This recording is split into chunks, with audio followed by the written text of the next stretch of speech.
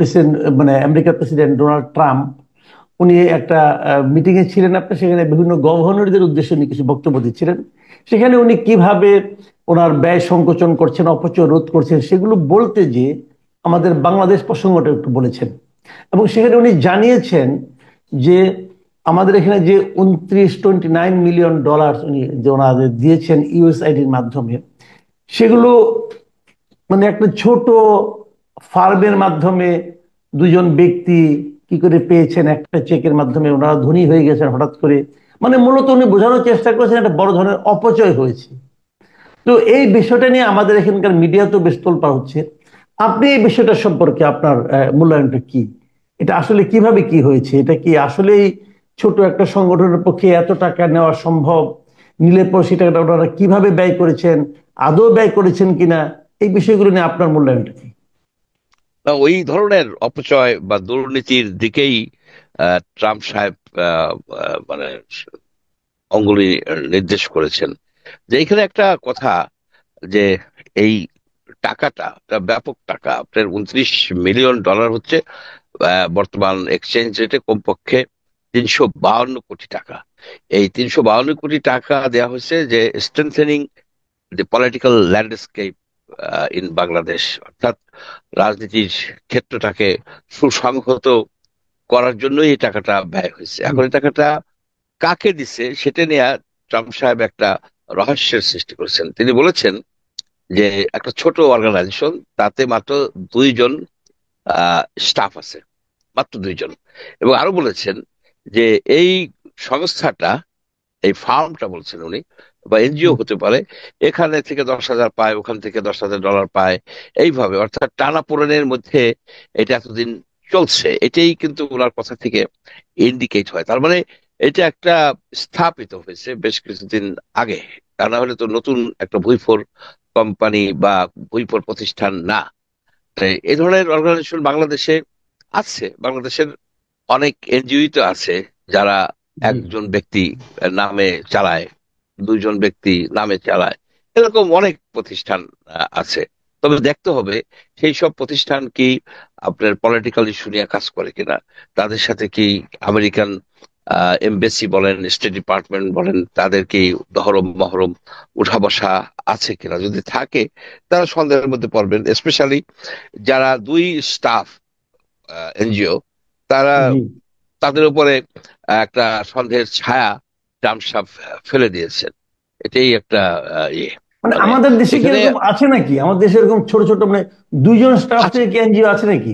2 জন, একজন স্টাফ দিয়ে। এনজিও তো অ্যাকচুয়ালি বেসিক্যালি তারা একটা বোর্ডের মতো রাখে, সেইখানে তারা নাম কয়েকজন দিয়ে দেয় ওয়েবসাইটে, আর নিজেই চালায়। সাথে একজন হয়তো ক্লার্কের মতো কেউ থাকে বা না থাকে, এই এই করে, মাঝে মাঝে সেমিনার করে, এভাবেই তো চলে। এবং বিভিন্ন জায়গা থেকে এইভাবেই তো, আমেরিকা থেকে বলেন, ফ্রান্সের থেকে বলেন, আহ জার্মানি থেকে বলেন, টাকা পায়। বিভিন্ন প্রতিষ্ঠান থেকে তারা টাকা টাকা পায়। এটাই তো জি। বাস্তবতা, এটার বাইরে তো আর নাই। এখানে তো আপনার অনেকটা না, অস্বচ্ছ প্রক্রিয়া। তবে আরেকটা কথাও শোনা যাচ্ছে যে এনডিআই থেকে, ন্যাশনাল ডেমোক্রেটিক ইনস্টিটিউশন থেকে 2 জন বেরিয়ে গিয়ে জি। ওয়াশিংটন ডিসিতে একটা প্রতিষ্ঠান করছেন। সেই জি। সে ধরনের একটা প্রতিষ্ঠানে আমি যতদূর জানি, উইলিয়াম মাইলাম বলে একজন ছিলেন, অ্যাম্বাসেডর ছিলেন অনেক আগে জি। জি। এরশাদের। জি। জি। জি। আহ, আহ, তো উনি এখনো বাংলাদেশ নিয়ে কাজ করেন। উনি ওই অর্গানাইজেশনের সাথে খুব সম্ভব জড়িত ছিলেন, আমার সঠিক মনে পড়ছে না। সেইটাও হতে পারে, সেখানেও হতে পারে যে এই টাকাটা আহ, সেখানেও কেউ কেউ বলছেন, কিন্তু তাহলে আপনি বলতে চাচ্ছেন অ্যাকচুয়ালি যে আমেরিকার কোন একটা ফার্ম আমাদেরকে দেখিয়ে এরকম একটা টাকা নিতে পারেন? যদি নিয়েও হ্যাঁ, থাকেন, তো সেই টাকার কিছু অংশ কি আমাদের এখানে আসবে না? আসলে কাদের মাধ্যমে, কোথায় এসেছে? আর ওই যে আপনি ইউএসআইডি তো এখানে দিবে। ইউএসএইড যদি দেয় এখানে দিবে, এখানে তাদের দেয়া উচিত। কিন্তু এগুলো সবই স্পেকুলেশন। আমি যে কথাটা বললাম যে উইলিয়াম মাইলাম যে অর্গানাইজেশনটা করছেন সেটাই জি। যে পাইছে, এই কথা তো জোর দিয়ে বলা যাবে না। এখানে তো আরো অনেক আছে, অনেক আমেরিকান সরকারের প্রতিভাজন কিছু কিছু এনজিও আছে, এনভায়রনমেন্ট নিয়ে কাজ করে, নদী নিয়ে কাজ করে, এক আহ, এক রুমের এক স্টাফের এনজিও এরকম আছে। তারাও পেতে পারেন। এভাবেই তো জি। পায়। আপনার তো বাংলাদেশে তো সব সম্ভবের দেশ। আর ট্রাম্প সাহেব তো ই করেছেন, কাগজ দেখে বলেছেন, অর্থাৎ ওনার ভুল হওয়ার সম্ভাবনা ওখানে কম। ওইটা ঠিকই আছে। এখন ওয়েট করতে হবে কোথা থেকে বাইর হয় আচ্ছা, এই ফেলে। কিন্তু আমাদের এখানে বাইর হওয়া খুব মুশকিল, এই কারণে মুশকিল, কেউ তো আপনি কোনো কি আশা করেন, আপনি কি ধারণা করেন অথবা আশা করেন যে আগামী 2-3 দিনের মধ্যে জানা যাবে আসলে কোন সংগঠনটা? আপনার কি মনে হয়? এটা আমেরিকা থেকে লিক হয়ে গেলে বা ট্রাম্প নিজেই হয়তো বলে দিতে পারে। কেউ তাদের কাকে প্রশ্ন করে যে কোন অর্গানাইজেশন, হয়তো ট্রাম্প নিজেই আহ, বলে দিতে পারে। উনি তো জায়গায় জায়গায় নানাবিধ জটিলতা সৃষ্টি করে ফেলতেছে।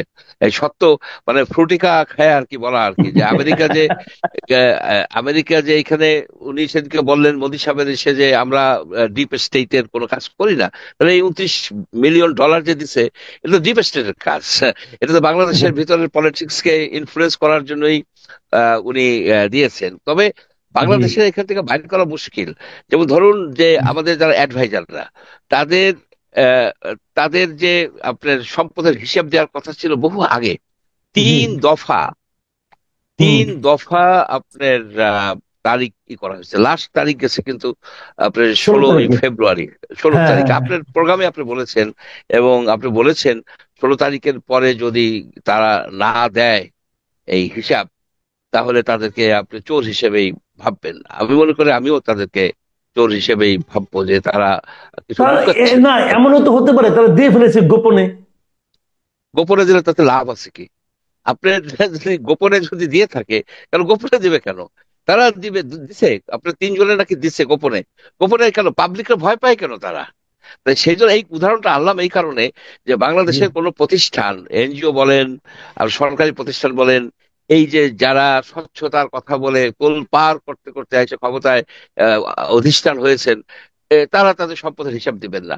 সম্পদের হিসাব না দিলে আমি আপনার সাথে 100% একমত, তাদেরকে আমি চোর হিসেবে মনে করতে থাকবো। আমার মনে করার তো আর স্বাধীনতা আছে, আমি সেটাই মনে করবো। এবং হয়তো এই যে বললাম, তাদেরকে উচিত আর দেরি না করে তাদের সম্পদের হিসাব দেয়া। তা না হলে তাদের উপরও একটা সন্দেহ যাবে, তারাও টাকাটা পাইছে কিনা। কারণ কয়েকজন এনজিও আছে তো এর মধ্যে, এখানে তো যারা আচ্ছা, আচ্ছা, আছে বুঝতে পেরেছি। সরকারে, হুম। বেশ কিছু এনজিও আছে। আচ্ছা, এবং আপনি তো তারা কিছুদিন হলো। দুই দুই ইসের দুই স্টাফের এনজিও কিন্তু আসছে। সুতরাং তাই না? তাদের, আচ্ছা, হ্যাঁ, আচ্ছা। দুই স্টাফের এনজিও হ্যাঁ। আছে, কমপক্ষে দুইটা আছে। আচ্ছা, আমি একটু অন্য প্রসঙ্গে যাচ্ছি। সেটা হলো যে এই যে একটা আপনার সংস্কারের যে রিপোর্ট, 6টা রিপোর্ট অলরেডি দেওয়া হয়েছে, এবং এটার উপর ভিত্তি করে জাতীয় ঐক্য কমিশন একটা গঠন করা হয়েছে। এই ঐক্য কমিশনে সবগুলো পলিটিক্যাল পার্টিকে আমন্ত্রণ জানানো হবে এবং তারা একত্রিত হবে, এবং তাদেরকে অলরেডি সংস্কারের রিপোর্টগুলি দেওয়া হয়েছে। সেগুলি মিলিয়ে তাদের কি প্রস্তাব অমুক তমুক এইগুলি নিয়ে করা হবে।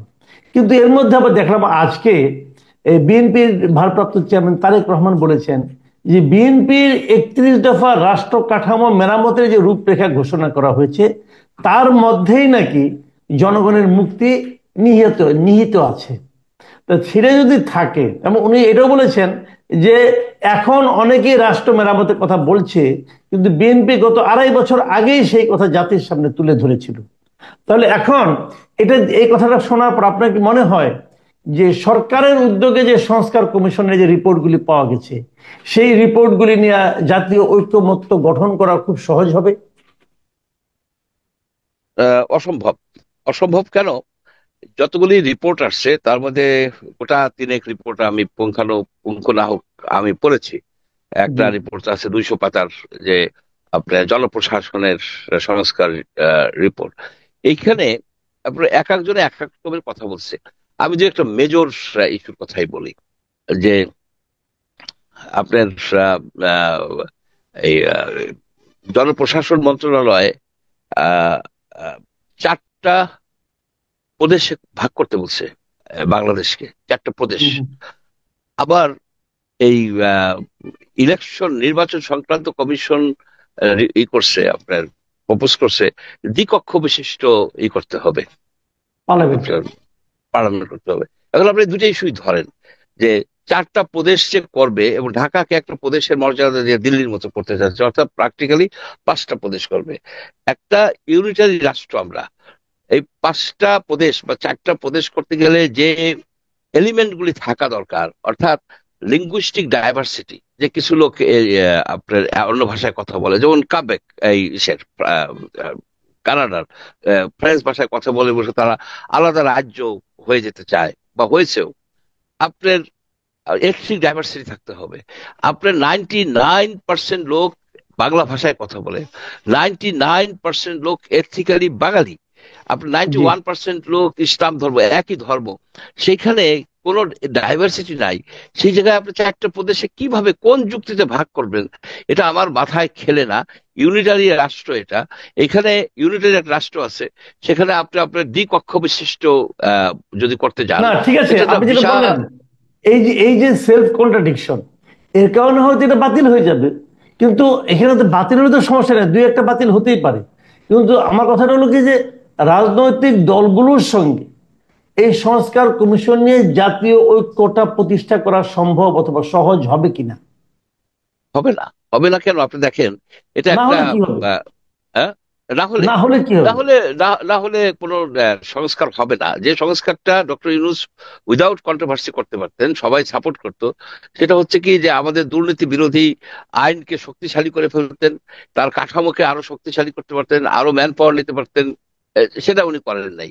আপনার যে ইসলামিক দলগুলি, তারা চাচ্ছে শরিয়া ভিত্তিক রাষ্ট্র ব্যবস্থা।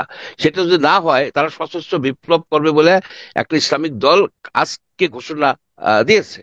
বামপন্থী যে দলগুলি আছে, তারা তো চাবে সেন্ট্রালি প্ল্যান্ড ইকোনমি, যে ইকোনমি হবে আপনার সমাজতান্ত্রিক ধাঁচের ইকোনমি। আবার কিছু আছে liberal economy, free market economy.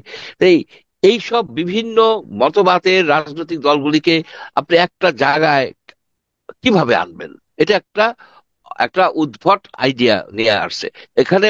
উনার উচিত ছিল, যেটা নিজস্ব প্রজ্ঞায় উনি বুঝতে পারতেন, যে আমাদের এখানে মূল সমস্যাটা কি। ইলেকশন, মানুষ ভোট দিতে পারে না। ভোট দিতে পারে না কেন? ইলেকশনে ভোট চুরি হয়ে যায়। আর কেন হয়? ইলেকশনে ভোটটা এই আপনার যে দল থাকে সে প্রভাব বিস্তার করে, সেটাকে কিভাবে বাঁচায় রাখা যায়। এমন হতে পারে যে একটা ইলেকশন কমিশনের লোকজন সম্পূর্ণভাবে ইন্ডিপেন্ডেন্ট, ইলেকশন কমিশনের লোকজন রিটার্নিং অফিসার হবে, পোলিং অফিসার হবে, প্রিজাইডিং অফিসার হবে, তাহলে তো অ্যাটলিস্ট। বিশাল লোকবল লাগবে, এত লোকবল নেওয়া কি আচ্ছা, আমাদের জন্য সম্ভব হবে? আপনার যদি বিশাল লোকজন লাগে, আপনার যদি 10,000 লোকজন লাগে, আপনি তো 5,000 আছে অলরেডি ইলেকশন কমিশনের আন্ডার 5,000, আপনি আরো 5,000 নেন, কিন্তু ভোটটা এনশিওর হইলো। একবার যদি কালচার হয়ে যায়, এট দ্য সেম টাইম আপনি যদি নির্বাচনে পুলিশকে না দিয়ে আপনি আর্মিকে দেন, আর্মির হাতে সম্পূর্ণ নিরাপত্তার ব্যবস্থাটা দিয়ে দেন, মূল কাজ নির্বাচন কমিশন ইন্ডিপেন্ডেন্ট এবং আর্মি। কারণ আর্মির বদলি, মেজরদের বদলি, কর্নেলদের বদলি সরকার খুব একটা ইনফ্লুয়েন্স করতে পারে না। আর নির্বাচন কমিশনকে যদি আপনি সম্পূর্ণভাবে ইন্ডিপেন্ডেন্ট করে দেন, যেমন তারা শুধু মানে অর্থনৈতিক ভাবে তাদের নিজস্ব বাজেটই তারা করতে পারবে, তাহলে ভারতের মতো হবে। তারা নির্বাচনটা প্রভাব মুক্ত থাকবে। এটা হচ্ছে মূল কথা। আমরা ভোট দিতে পারি নাই বলে শেখ হাসিনাকে খেলাইছি, 3বার আপনার করা হয়েছে। তাহলে এখানে আপনি এখন কি কি করতেছেন?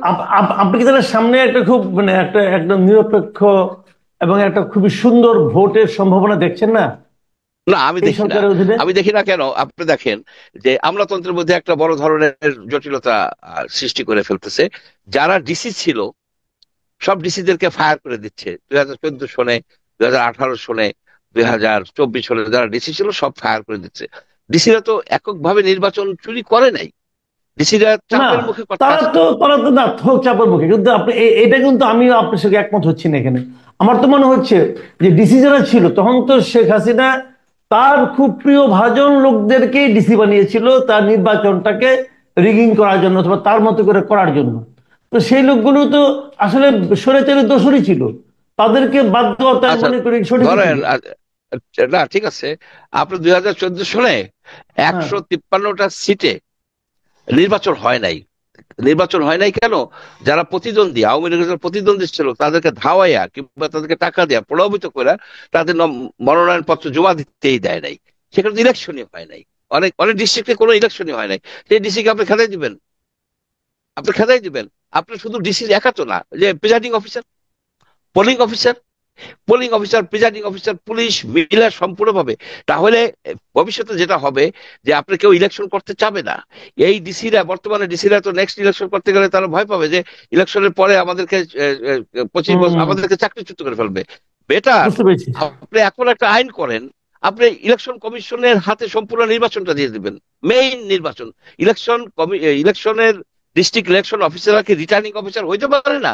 আপনি এরকম লোক নেন কেন? হইতে পারবে না কেন? তাদের ক্ষমতা দিলে তারা, এবং একজন এই ছিল আপনার যে টুসি হ্যাঁ টুসি হ্যাঁ হ্যাঁ, আমার খেয়াল আছে, চট্টগ্রাম সিটি কর্পোরেশন নির্বাচন। চট্টগ্রামে সে কিন্তু কঠিন ভাবে হুম হুম হুম। ইলেকশন পরিচালনা জেসমিন করছে। তুলি। জেসমিন টুলি সেটা একটা উদাহরণ। ই- আমাদেরকে আমাদেরকে খরচ হইলেও হবে, আমাদেরকে খরচ হইলেও হবে কেন? আমরা এই ভোট দিতে পারি না বলে জাতি আজ সাফার করতেছে, জাতি আজ পঙ্গু হয়ে গেছে, জি জি জাতি জি। এমন ভাবে পঙ্গু হয়ে গেছে। সুতরাং আর্মির হাতে দিয়ে দেবেন আপনি নির্বাচনের যে টোটাল সিকিউরিটি, এটা দিয়ে দেন। আর্মির তো আপনার মেজর কর্নেল লেফটেন্যান্টদেরকে সরকার বদল করতে পারে না, বদলি করতে পারে না, এবং তারা জি ইন্ডিপেন্ডেন্স নিয়ে চলে। এইভাবে যদি করতো তাহলে আমার মনে হয় কি, শুধু সরকারি কর্মকর্তাদেরকে ফায়ার করে দেওয়াই সলিউশন না, it's not the solution. G.